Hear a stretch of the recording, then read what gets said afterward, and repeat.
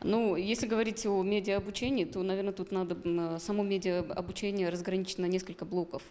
Очень важно, когда готовишь модуль тренинга, либо определяешь, кого из специалистов пригласить проводить это обучение, очень важно понять, для кого оно будет проводиться. Вот. И если брать Кыргызстан, то здесь, конечно, необходимо проводить обучение для молодых журналистов, которые выпускаются из университетов, с факультетов журналистики. И зачастую там надо всегда начинать с самых азов, с той же азбуки новостей, да, как эти новости делают, и как это сделать объективно, и в каких форматах это можно подать, и что бывают новости с элементами аналитики, либо какие-то простые новостные сюжеты.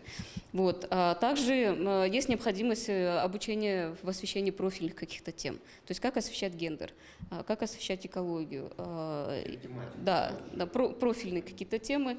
Вот. Также есть необходимость в обучении уже журналистов, которые по много лет работают в редакциях.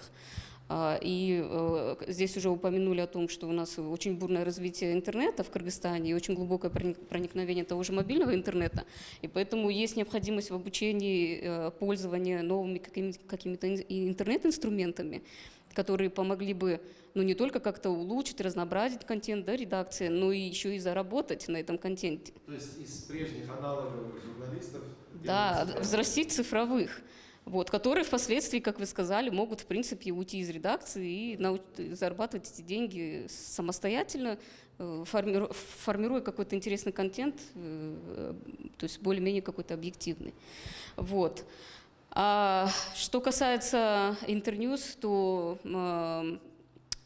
с учетом общих тенденций мировых, ну и не исключая, конечно, тенденций, которые имеются в Кыргызстане, мы определили для себя несколько основных направлений для обучения. Это экологическая журналистика, это журналистские расследования.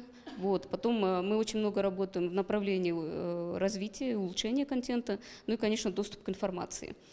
Все эти направления, они между собой взаимосвязаны.